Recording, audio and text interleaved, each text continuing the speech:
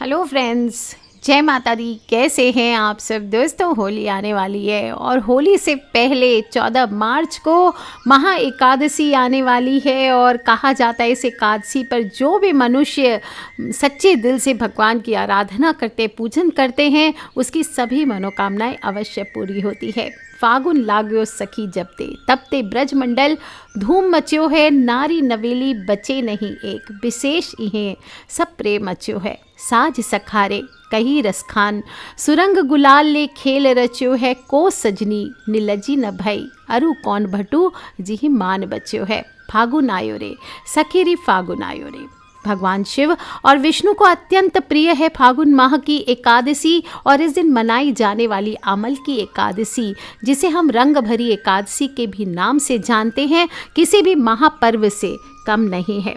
होली से पहले पड़ने वाली ये एकादशी इस बार 13 और 14 मार्च, और इस दिन ही राजस्थान के सीकर में खाटू श्याम जी के दर्शनों के साथ ही खुशियों का मेला लगता है।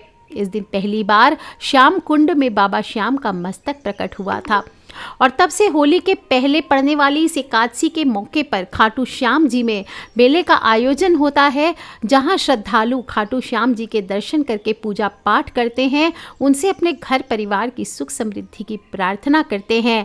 वहीं काशी नरेश इस दिन हर तरफ काशी में रंग और गुलाल के साथ अथाह प्रेम बरसता है। इस दिन गौरी से विवाह के बाद भोलेनाथ जब पहली बार अपनी प्रिय नगरी काशी आए तो मां पार्वती के स्वागत में पूरा नगर रंग और गुलाल से विविध रंगों से सजाया गया था।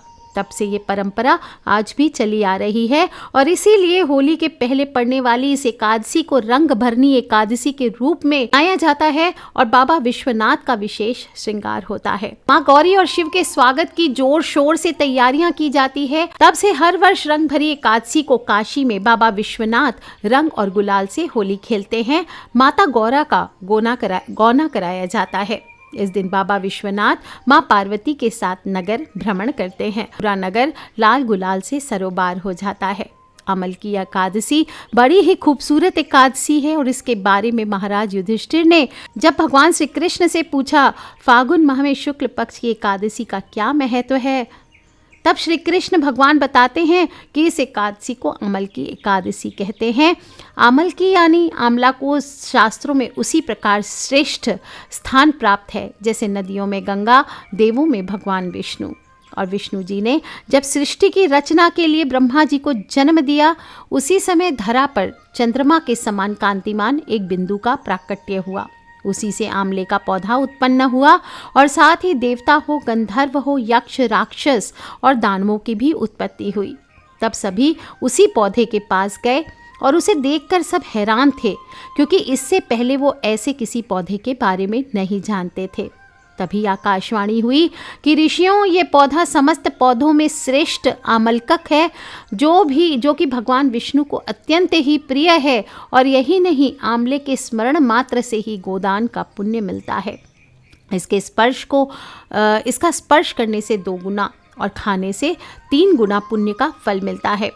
आंवले के वृक्ष को पापों को हरने वाला बताया गया है और आंवले को भगवान विष्णु ने आदि वृक्ष के रूप में प्रतिष्ठित किया है।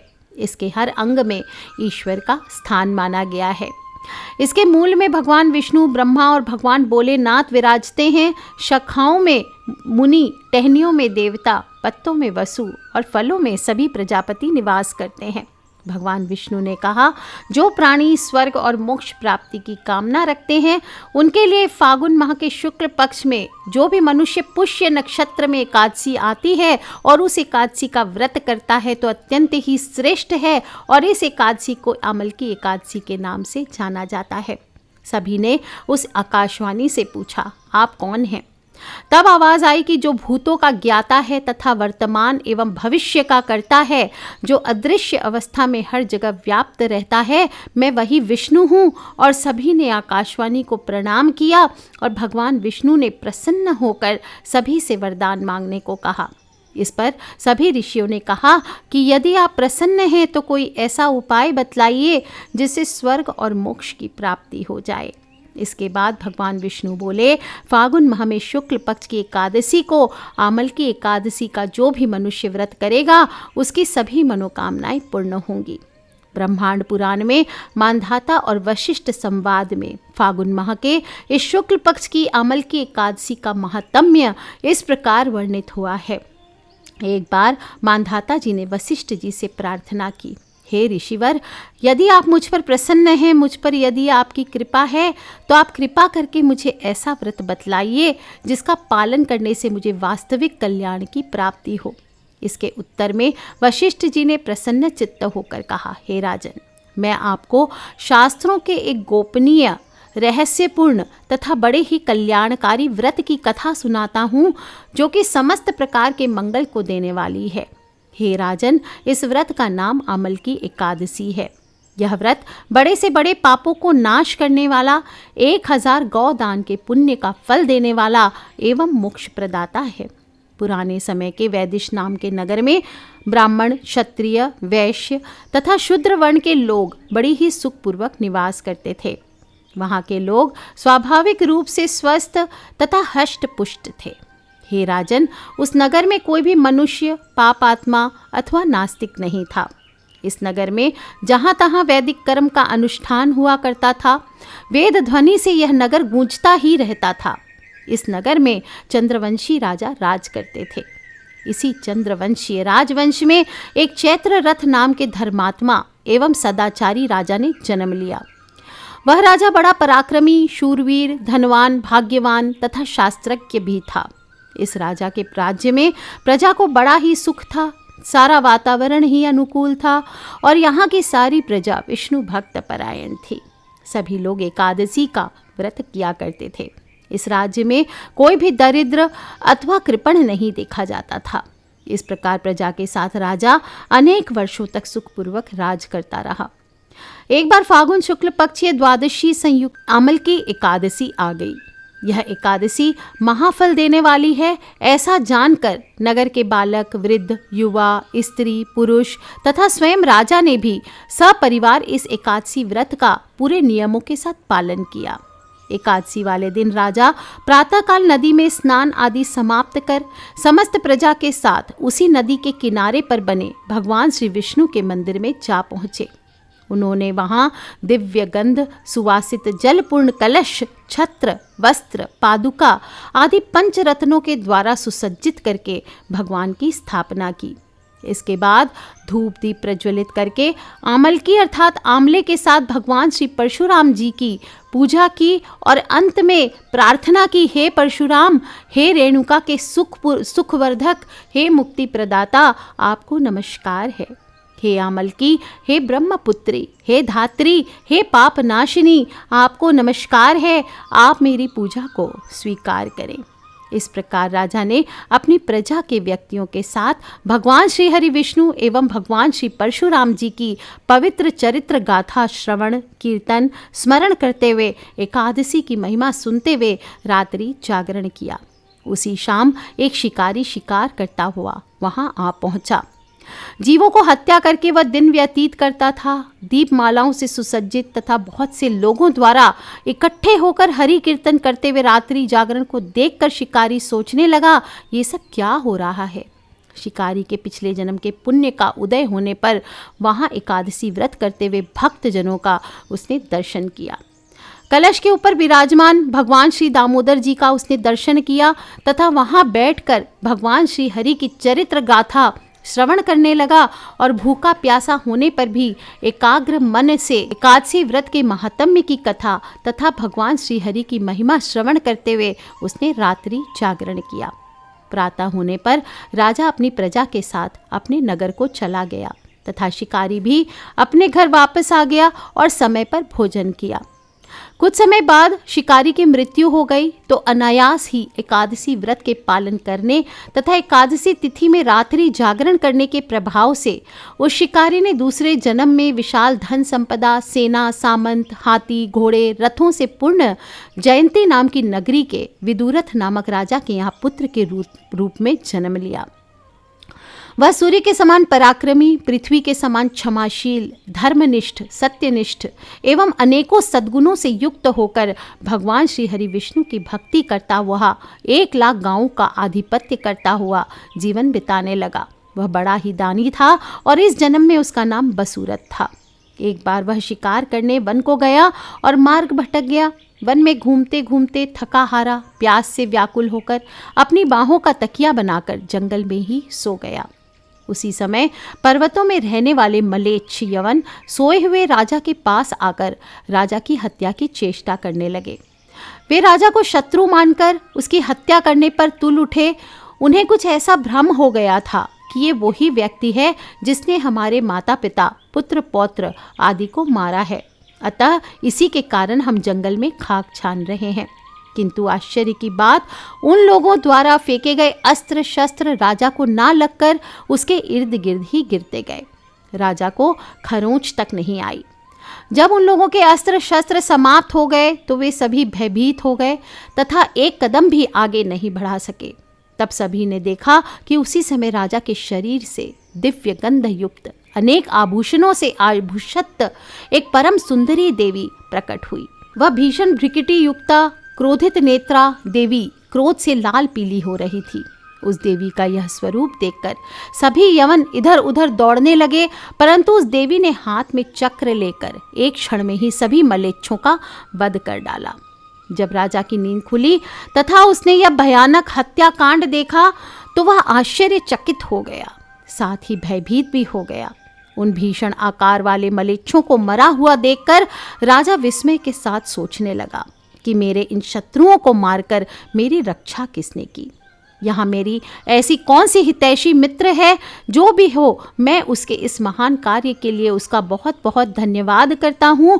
इसी समय आकाशवाणी हुई कि भगवान केशव को छोड़कर भला शरणागत की रक्षा करने वाला और है कौन। अतः शरणागत रक्षक, शरणागत पालक श्री हरि ने ही तुम्हारी रक्षा की है। और राजा उस आकाशवाणी को सुनकर प्रसन्न हुआ, साथ ही साथ भगवान श्री हरि के चरणों में अति कृतज्ञ होकर भगवान का भजन करते हुए अपने राज्य में वापस आ गया और निष्कंटक राज्य करने लगा।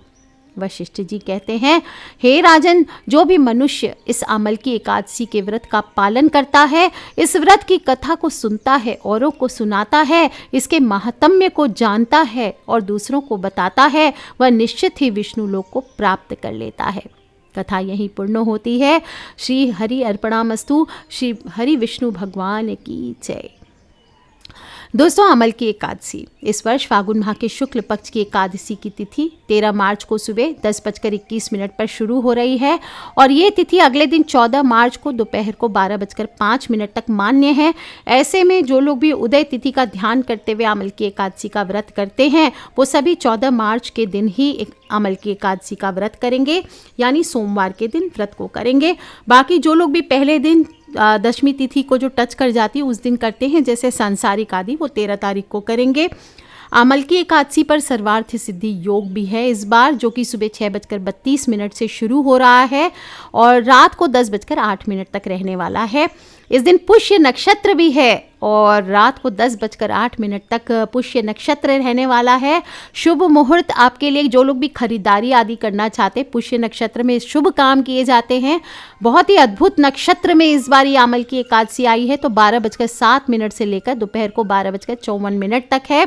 तो जो लोग भी अमल की एकादशी का व्रत रखेंगे 14 मार्च को रख सकते हैं और 15 मार्च मंगलवार के दिन सुबह 6:31 से लेकर सुबह 8:55 तक आप व्रत का पारण कर सकते हैं। और इसका द्वादशी तिथि का समापन दोपहर को 1:12 पर हो जाएगा। अब कैसे करना है? दशमी के साथ मिली हुई एकादशी वृद्ध मानी जाती है। वैष्णवों को योग्य द्वादशी मिली हुई एकादशी का व्रत करना चाहिए और त्रयोदशी आने से पहले व्रत का पारण करना चाहिए। इसलिए कहा जाता है कि जो भी सांसारिक हैं वो 13 को कर सकते हैं, जो भी वैष्णव हैं या जो भी सन्यासी आदि हैं वो सभी 14 को व्रत को करेंगे। और एकादशी को पुष्य नक्षत्र में व्रत रखने वाले व्यक्ति को स्वयं श्री हरि विष्णु भगवान ने कहा है उसे स्वर्ग की प्राप्ति होती है, जन्म मरण के चक्र से मुक्ति मिलती है। यही अमल की एकादशी के व्रत की महिमा है। जो लोग भी इच्छा रखते हैं एकादशी व्रत करने का, तो दशमी के दिन से ही कुछ नियमों का पालन कर लें। मांस, मदिरा, प्याज, लहसुन आदि का सेवन ना करें। रात्रि को पूर्ण ब्रह्मचर्य का पालन करते हुए भोग विलास से दूर रह करके भगवान विष्णु का ध्यान करते हुए ओम नमो नारायणाय, ओम नमो नारायणाय, ओम नमो भगवते वासुदेवाय, इस प्रकार से मनन करते हुए सोना चाहिए। एकादशी के दिन सुबह जल्दी उठें, अपने हाथों के हथेलियों के दर्शन करें, धरती माँ को प्रणाम करें, वॉशरूम वगैरह जा कर के सबसे पहले अपने घर के मुख्य द्वार की सफाई करें, हल्दी के जल का छिड़काव करें, घर की मुख्य द्वार को सजा भी सकते हैं, तोरण सजाएं, रंगोली लगाएं और फिर मंजन स्नान आदि करें। इस दिन कहा जाता है दातुन नहीं करना चाहिए, अतः जो पेड़ों के गिरे हुए पत्ते होते हैं, नींबू, जामुन, आम के पत्ते लेकर वो चबा ले। और जो लोग शहरों में रहते हैं वो उंगली से कंठ को साफ कर सकते हैं। वृक्ष से पत्ते तोड़ना, तुलसी ही नहीं कोई भी पत्ते तोड़ना आज के दिन वर्जित बताया गया है। और नहीं तो पानी से 12 बार कुल्ले कर लीजिए। इसके बाद तीर्थों के जल से स्नान कर सकते हैं या फिर आप हल्दी का जल डाल करके, हल्दी डाल करके जल में उससे आप स्नान कीजिए। आंवले का रस का प्रयोग करके इस दिन स्नान किया जाता है। इससे सभी प्रकार के पाप नष्ट होते हैं, देवी देवताओं का आशीर्वाद मिलता है। और आज के दिन आंवले का उपयोग करने से कहते हैं आपके सभी कार्य बनने लगते हैं। आपको पता है दाह संस्कार के बाद जो मृत व्यक्ति होता है उसकी हड्डियों को भी आंवले के रस से धो करके पवित्र नदी में प्रवाहित करने से कहा जाता है उसकी सद्गति होती है, उसकी आत्मा को शांति मिलती है और यमलोक के चक्र से मुक्ति मिलती है। तो आपको क्या करना है, थोड़े से जल से, आपको आंवले के जल से अगर हो सके स्नान कीजिए और इसके बाद सूर्य देवता को 1 लोटा जल आपको अर्पित करना चाहिए। तांबे के लोटे से अर्घ दिया जाता है, 1 चुटकी हल्दी डाल लीजिए और फिर उसी लोटे में फिर से जल भर लीजिए। दक्षिण मुखी हो जाइए। दक्षिण मुखी कैसे होंगे, राइट टर्न मार लीजिए और फिर 1 लोटा जल पितृदेव को अर्पित कीजिए। अपने घर के मंदिर की साफ सफाई करें और फिर भगवान श्री हरि की प्रतिमा के सामने हाथ में तिल, कुश, मुद्रा यानी पैसा और जल लेकर के प्रभु के सामने संकल्प करना चाहिए कि आज मैं चोर, पाखंडी, दुराचारी मनुष्यों से बात नहीं करूंगा, ना ही किसी का दिल दुखाऊंगा। रात्रि को जागरण कर कीर्तन करूंगा। ओम नमो भगवते वासुदेवाय इस 12 अक्षर मंत्र को जप करूंगा। राम हो, कृष्ण हो, नारायण हो आदि विष्णु सहस्त्र के नाम को कंठ का भूषण बनाऊंगा और फिर इस प्रकार से हाथ जोड़कर भगवान का स्मरण कर प्रार्थना करें, हे त्रिलोकी नाथ मेरी लाज आपके हाथ, अतः मुझे इस प्रण को पूरा करने की शक्ति प्रदान करें। मैं श्री हरि की प्रसन्नता एवं मोक्ष की कामना से आमल की एकादशी के व्रत को धारण करता हूँ। मेरा यह व्रत अच्छे से पूर्ण हो, इसके लिए हे श्री हरि आप मुझे अपनी शरण में लें। इस प्रकार से संकल्प लेने के बाद षोडश उपचार विधि से भगवान की पूजन करें। जो लोग के पास भी दक्षिणावर्ती शंख है, विष्णु भगवान की मूर्ति है, हमेशा बताती हूँ कि एकादशी पर भगवान श्री हरि विष्णु की मूर्ति को आपको दक्षिणावर्ती शंख में गंगा जल भरकर या पंचामृत से अभिषेक कराना चाहिए। इसके बाद शुद्ध जल से स्नान करा के उनको पीले वस्त्र धारण कराएं। पीताम्बरधारी हैं विष्णु भगवान, अतः उनको पीले रंग के स्वयं भी इस दिन स्नान करके पीले वस्त्र पहने और भगवान को भी पीले ही वस्त्र धारण कराएं और फिर उनको आप जनेऊ धारण कराइए, चंदन का तिलक करिए। चावल नहीं चढ़ाते विष्णु भगवान को, तो सफ़ेद तिलों से उनके तिलक पर आप चढ़ा सकते हैं। इसके बाद पीले फूलों से उनका श्रृंगार करें, पीले ही मिठाई का भोग लगाएं, इत्र ज़रूर चढ़ाएं। अगर हो सके तो चंदन का इत्र आपको विष्णु भगवान को चढ़ाकर उनका श्रृंगार करना चाहिए और आरती करें, गीता जी का पाठ करें। और इसके बाद इस दिन आंवले के वृक्ष का पूजन किया जाता है या घर पर आप टहनी ला करके भी पूजन कर सकते हैं। जहाँ पर भी करेंगे गाय के गोबर से उस स्थान को पवित्र कर लें, कलश रखें और सभी देवी देवताओं को कलश में आमंत्रित कर आप कलश में सुगंधी और पंचरत्न रख सकते हैं। पंच पल्लव रखकर उस पर दीप जला दीजिए, चंदन का लेप कीजिए और फिर आप वस्त्र पहनाएं और फिर आप उसके ऊपर श्री हरि के अवतार भगवान श्री परशुराम का स्मरण करके आप एक छोटी सी मूर्ति आदि रख सकते हैं। जो लोग भी पितृदोष से छुटकारा पाना चाहते हैं, जीवन में आ रही समस्याओं से बचना चाहते हैं, तो इस दिन आपको आंवले के पेड़ की जब पूजा करते हैं तो उसके जड़ में दूध भी ज़रूर चढ़ाना चाहिए और दूध चढ़ाते समय इस बात का ध्यान रखें कि धार एक समान रहे और एक लाल धागा आपको मनोकामना बोलते हुए यहाँ बांधना चाहिए। जो लोग भी धन प्राप्त करना चाहते हैं उन्हें आज के दिन आंवले के पेड़ में लाल रंग का धागा ज़रूर बांधना चाहिए। इससे आपकी सारी मनोकामनाएं पूर्ण होती है। और आंवले के पेड़ की भी आपको वैसे ही पूजन करना चाहिए। भगवान शिव और गौरी माता का भी पूजन कर सकते हैं। ये एकादशी रंग भरी एकादशी कहलाती है। तो जो भी शिव भक्त हैं वो पुष्प, गंध, अक्षत, धूप, अबीर, गुलाल, चंदन, बेलपत्र आदि से शिव परिवार का भी पूजन करें और माता गौरी को श्रृंगार सामग्री अर्पित कर सकते हैं। रंग गुलाल ज़रूर अर्पित करें और घी का दिया जला करके एक लाल धागा अर्पित करें और फिर ओम हौम जुंग सह इस मंत्र की कम से कम 11 माला का जप करना चाहिए। मंत्र, स्तोत्र, चालीसा आदि का पाठ करें और कपूर से भगवान की आरती करें। जो कथा मैंने आपको सुनाई है उस कथा को खुद भी सुने और अपने परिवार और दोस्तों को ज़रूर सुनाएं। रंग भरी एकादशी के दिन उपवास रख करके एक बार फलाहार ग्रहण करना चाहिए और रात्रि में भगवान की कथा, भजन और प्रभु का स्मरण करना चाहिए। अगर आपके वहाँ आंवला वृक्ष नहीं होता है, जैसा पश्चिमी राजस्थान में वहाँ पर आंवले का वृक्ष नहीं होता, तो वहाँ इस दिन लोग खेजड़ी के वृक्ष की यानी शमी के पौधे की पूजा करते हैं, तो आप भी वो कर सकते हैं। और नहीं तो आप पीपल के वृक्ष की पूजा करें। एक लोटा जल लेकर थोड़ी सी चीनी मिला लीजिए और पीपल के वृक्ष में अर्पित कर दीजिए और उसकी जड़ में एक घी का दिया जलाइए। एक कागज में आप अपनी मनोकामना लिख लीजिए, एक लाल धागे से उसे बांध लीजिए और फिर अपनी मनोकामना बोलते हुए पीपल हो, आंवला या खेजड़ी का वृक्ष हो, वहाँ पर आप इसे बांध दीजिए। और फिर आप देखेंगे छोटे से इस उपाय से आपके घर में धीरे धीरे कब बरकत बढ़ जाएगी आपको पता नहीं चलेगा। इस गुप्त उपाय से आपके ऋण से, किसी प्रकार का कर्ज हो उससे मुक्ति मिलती है, धन प्राप्ति के योग बनते हैं। और इस दिन आंवले के वृक्ष की जो पूजा कर रहे हैं उन्हें 9 परिक्रमा ज़रूर करनी चाहिए। इस एकादशी की रात में विष्णु भगवान के समक्ष आपको लाल धागे की 9 बत्तियों का दीपक भी जलाना चाहिए। एक बड़ा दिया अलग से प्रज्वलित करें जो रात भर अखंड दीप जलता रहे और इससे शिवजी के साथ साथ श्री विष्णु भगवान, माता लक्ष्मी, सभी देवी देवता प्रसन्न होकर आपको अपार धन का आशीर्वाद देते हैं। इस दिन जो भी आपके इष्ट देव हों, चाहे शिव जी हों, चाहे विष्णु भगवान हो, कोई भी हो, उन्हें आज के दिन अबीर और गुलाल ज़रूर अर्पित करें। इससे जीवन में चल रही आर्थिक परेशानियां दूर होती है। और इस दिन देवताओं को चढ़ाया हुआ लाल धागा आपको अपनी कलाई पर अवश्य बांधना चाहिए। दोस्तों, कलावा बांधने के सिर्फ धार्मिक रीजंस नहीं होते, इसके बारे में मैं कभी बताऊंगी आपको। इसके स्वास्थ्य के भी फायदे होते, पल्स पर दबाव बनता है और बहुत सारी बीमारियां इससे दूर होती है। और द्वादशी के दिन ब्राह्मणों को मिठाई हो, दक्षिणा हो, दान आदि दे करके परशुराम की मूर्ति सहित आप कलश दान में दे सकते हैं। इसके बाद ही अन्न जल ग्रहण कर सकते हैं और साथ ही प्रभु से प्रार्थना करें कि हे प्रभु, व्रत में जो भी त्रुटियां हुई है उसके लिए अबोध बालक समझकर क्षमा करें। ऐसा करने में जो असमर्थ हैं वो ब्राह्मण को भोजन के निमित्त सीधा यानी कच्चा सामान जो होता है वो दे करके आप या सुपात्र ब्राह्मण को थाली सजाकर भी दे सकते हैं। हरिवासर में पारण नहीं करना चाहिए, इस बात का ध्यान रखें। इस दिन झाड़ू ना लगाएं। इस दिन बाल, मूछ, दाढ़ी, नाखून आदि नहीं काटने चाहिए। जो स्त्रियां हैं उन्हें बाल नहीं धोने चाहिए। गंदे और काले वस्त्र ना पहने। फूल और वृक्ष से पत्तियां, चाहे तुलसी ही क्यों ना हो, ये तोड़ना निषेध है। इस दिन दातुन नहीं करना चाहिए।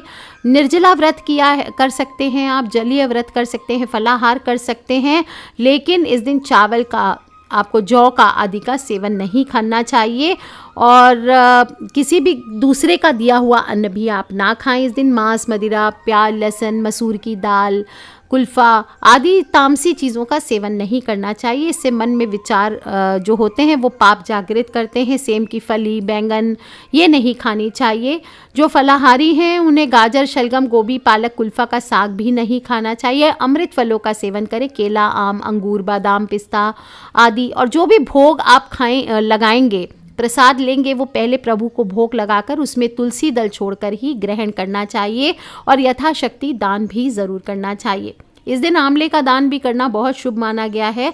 इससे मनुष्य की हर इच्छा पूर्ण होती है, कष्टों से मुक्ति मिलती है।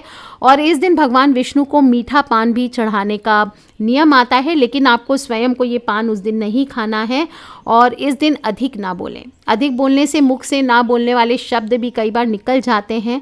दूसरों की बुराई ना करें, पर निंदा ना करें और भूलवश किसी निंदक से बात हो जाए तो भगवान श्री सूर्य नारायण के दर्शन कर धूप दीप से श्री हरि की पूजा कर क्षमा मांग लें। इस दिन क्रोध हो, हिंसा हो नहीं करनी चाहिए। मारपीट ना करें, चोरी ना करें, भगवान श्री हरि रुष्ट हो जाते हैं। और मधुर वचन बोले। इस दिन पति पत्नी को ब्रह्मचर्य का पालन ज़रूर करना चाहिए।